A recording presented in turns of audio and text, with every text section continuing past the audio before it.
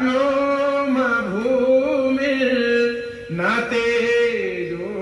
न वायुर्न चाप्योम भूमिर्न तेजो न वायुर्चिदानन्द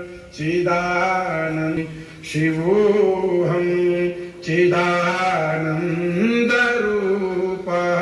शिवोऽहं न चो न वै पञ्चवायुर्न वा सूर्न वा